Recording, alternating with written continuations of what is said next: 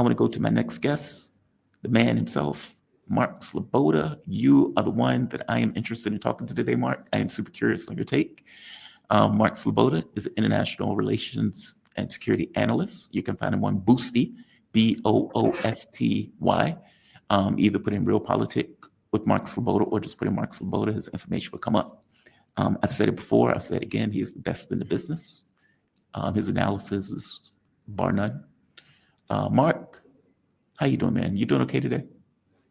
Jamarl, thanks for having me. It's always an honor and a pleasure to be on the show. Thank you for the obsequious flattery. And I'm alive. How are you? I'm doing fine. It's just being honest. I wouldn't say it if it wasn't true. I tend to be honest on that stuff to my mom's. She hates that because that can go either way. It's like, why is it, everybody is saying this is a great guy at the funeral. Where are you getting this from?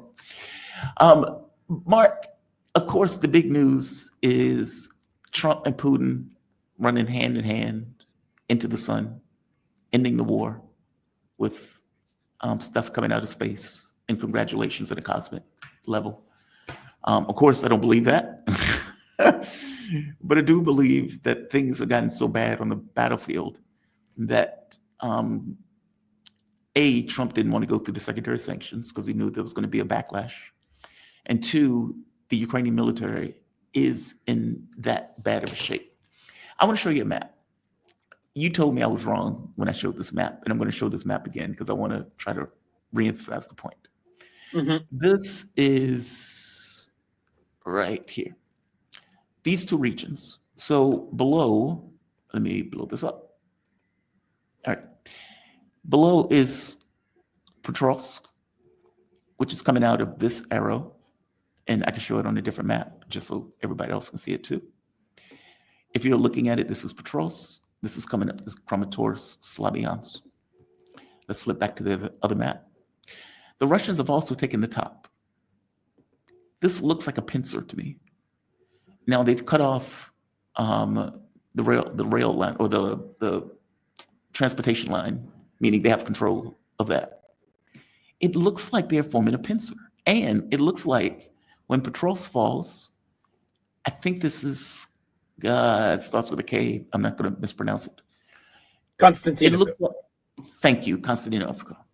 It looks like when both of these falls, it immediately creates a cauldron around Slavyansk, Kramatorsk, which is the main two or the last remaining battle lines in Donbass.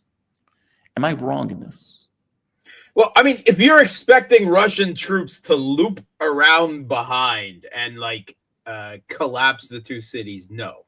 Is it a deep flanking and isolation? Yes. These are different things. That's still a very, very large stretch of territory. And you're not going to see Russian troops, right, circling all the way around them in some type of real cauldron, right? What you're seeing is them being flanked, their supply lines being cut and exposed to artillery and drones, right? Their supply lines and their logistics. And effectively, at some point, that may become an operational encirclement, right? Okay. Which is where that is a result of the deep flankings. But I still don't think that it is practical that you're going to see, some actual physical circular maneuver where that entire still quite large area is, physically separated by Russian troops. Okay. Fair enough. It just looks like when the Ukraine is being pressured on multiple fronts, Zaporozhye, Kherson, in this case, Petrovsk, Konstantinovka, I believe I'm butchering that name, but you understand what I'm talking about. And it seems like when those fall, then all of them are, if not encircled, as you point out, flanked, meaning all of those territories are in danger all at once. Yes. Oh, yeah. With the U.S. being perfectly aware that, oh my God, this is a disaster. This is a crisis. Yeah, and more importantly, Pokrovsk, now, when you look at it on that map, relatively close to Konstantinovka, it looks close up. But Pokrovsk isn't a built-up part of an urban agglomeration, which is to say that there is a separated area between them and the areas to the north. This small section, Kramatorsk to the south, and so on. Now to the north, right, you've got the bottom of the Kiev regime's last defensive line, Konstantinovka, and that's actually real easy. If it Konstantinovka, Konstantinovka, right? All right. So that will be very important if that falls, right? And all signs are that that is going to go, in terms of this combat relatively quickly, because the Kiev regime is just not able to form a defense at this moment that is able to stop Russian forces, right? They're doing everything they can, and at best, they're slowing them down, and that is not happening, enough. In the past, I mean, we saw the Battle of Chasiv Yar went on for over a year, right? The Battle of Avdiivka was fairly lengthy. Mariupol held out for months, that sort of thing. I don't think that's the situation, and part of that is the tactics that Russia is now able to use with these vast flanking maneuvers, right? That develop into operational encirclements. They don't have to take these places head on like they did with Bakhmut, right? Well, I mean, admittedly, that wasn't the Russian Ministry of Defense. That was Wagner and Prigozhin. But you don't need to see that. And this deep flanking, right, and the operational encirclement being established, effectively choking these areas of supplies, is proving extremely effective. I mean, it's not like it's a novel tactic, right? It is more complicated and more demanding to carry out militarily than you might think, particularly with this era of drones and precision strikes and satellite reconnaissance and everything like that. Russia is able to accomplish this now on a regular basis with every area they come to, because of their manpower advantage, because of their advantage in the air, right? Whether we're talking, Fab glide bombs, or even drones, where they, no matter what, they may try to claim, in the Western mainstream media, Russia has a decisive advantage, and their logistics, of which Russian logistics are extremely well organized. The Kiev regime, on the other side, has a manpower shortage. They're not able to defend everywhere, even along their defensive line, and that is not my words. That is the words of Ukrainian commanders countless times in the Western media, over the last month or so, in all of these hot places. And they're also suffering a dearth of supplies from the West at this point. Not so much a question of political will. It's the West. The West has empty inventories, empty coffers. They cannot supply more, because their military industrial complex can't ramp up production and can't meet the demands, and they've taken everything off the shelves. So that is a direct result of the war of attrition. Now, the butcher's bill for at least 2.5 years, well, it is 3 years, yeah, for 3 years worth of war of attrition is coming due. The reason I'm starting with this is because I want to give context to why Trump is in such a hurry to have this meeting. If you notice, it was, all right, it comes due on the sanctions on Friday. Then it became, we need to have a meeting with Putin immediately. And of course, he comes out and they say, okay, well, what are you offering? Because it's Trump that sent Witkoff to make an offer. Yes. The West, or some people in the West, are reporting it the other way around, as if they are. That's the way Trump said it. the Russians want to talk to us, right? Yeah, Putin but that is was nonsense. That's not. The- Yeah, that's Trump yeah, being Trump, right? yes. So this is Trump when they ask him, "Hey, what are you going to talk to Putin about? And what is this meeting going to be about?" Because they've been tight-lipped. Finally, Trump shuts the hell up and actually goes to negotiate, as opposed to blabbing everything that's taking place. This is Trump, given what this is Trump. You're looking at territory that's been fought over for 3.5 years with, a lot of Russians have died, a lot of Ukrainians have died. So we're looking at that, but we're actually looking to get some back and some swapping. It's complicated. It's actually nothing easy. It's very complicated, but we're going to get some back. We're going to get some switched. There'll be some swapping of territories. Mark, they're going to be swapping the territories? I don't think so. I don't think that any of this is actually going to happen. So yes, Trump is being driven right by panic and desperation. Whether he actually feels panic and desperation is another, but the situation is panic and desperation, right? And his military people, his intelligence have obviously gotten through to him that the Kiev regime's front line is crumbling everywhere. And there is the potential in the months ahead for what you might call a collapse in some areas, or at least very more rapid Russian advancement than we have seen likely, right? And that this could lead, right, next year to a move on Kiev, for instance, right? That's entirely within the playbook. And even if we're just talking the Donbass, it is still possible for Russia to take all but, right, close enough to all of the Donbass by the end of this year, the way things are going on the battlefield, right? Finishing up Pokrovsk and Seversk, Pokrovsk in the south, Seversk in the very north, and taking out this last defensive line of Kramatorsk, Slavyansk, Konstantinovka. That is entirely within the realm of possibility. If not all taken, then all but taken.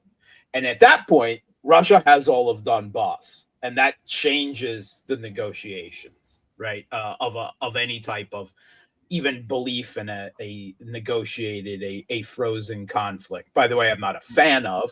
I don't believe that such is in the interests of Russia, and I very much doubt that it is something that the Europeans or the Kiev regime will ever agree to. And we'll come to that. But this is being driven by panic. That's why 50 days to 10 days, 10 days to less than that, at least on there. I don't know if you've seen it. I posted it in one of my videos at the end of last week. Are you familiar with the Eurasia Group? Ian Bremmer. No. Now, okay, so despite the name, they're a pro-Western hegemony, shall we say, private think tank organized by Ian Bremmer. They've been around for a fairly long time. They're very much anti-Russian. He's rebranded, shall we say, the media PR wing of this as G0 Media. He wrote a book, G0. There was everyone was talking about G10, G2, G this, G that. His big selling point that he said, he talked about a G0 world, right? So he ram rated everything as G0. Anyway, so he's online. He's got a very it's a think tank established. They've got a presence, right? They're not Rand, right, or something, but they create noise, right? They're significant. They create noise. Yeah, they've got a drolly amusing geopolitical puppet show as part of their media wing called Puppet Regime. Mm-hmm. And it's mostly about world leaders, right? Done as puppets, right? Interacting. And it is drolly amusing, right? If you can suffer through the inevitable Western moralizing and posturing, Putin is evil, because Putin's always inevitable, the biggest of bad guys. the bad guys in this. Also, to an extent, Xi Jinping and so forth. So it's a very much from a Western perspective, but it doesn't mean that it can't be drolly amusing. Well, there was a scene last week in a skit they did where that has Putin, Trump talking, and in the background there is standing Modi and Xi Jinping. And Trump is like, you're gonna agree to a unconditional ceasefire. You're gonna agree to it. And Putin's no. No means no. And then Trump is I'm so angry. I'm gonna do something serious. And he hits Modi in the face. What? And Putin, the Putin puppet, is there. Holy shit, right? And Modi's like, why did you do that? Why did you punch me? Right? And Trump is, well, someone has got to pay the price for Putin not doing what I say, and it's not gonna be me. And Modi points to Xi Jinping, who's standing there smoking, and says, well, why didn't you hit him? He's buying even more from Russia than I am. And, Xi Jinping goes, and Trump is, well, we talked about it, and it's kind of complicated, and, well, and that's this, it's not long. It's like a minute, but it actually funny because it's true. He did it is. with India, yeah. Promoted because you're the weakest one in the room, right? That's it. So I think it's funny that is also part of that desperation. But even if those tariffs, they're not actually like you think they are, right? First of all, right, it was 25% general tariffs, right, as part of Trump's tariff war on the world. And then an additional 25% punitive payments because they continue the oil trade with Russia. And Trump can't do it against China because they just lost a trade war against them. And they're still in negotiations, hammering out the aftermath of that. So they can't. They're too exposed on a U.S. China cutting the U.S. off from rare earth minerals and other important things that they need for their defense companies and high tech industry that China has a veritable monopoly over, at least in the quantity and the quality that they need. Right. So you can't. What are you going to do? China will just cut you off again. So China has leverage. Big leverage that the Trump administration didn't seem to know going into their giant 125%, whatever ridiculous number of tariffs they were tossing at China, only to get bitch slapped around by China.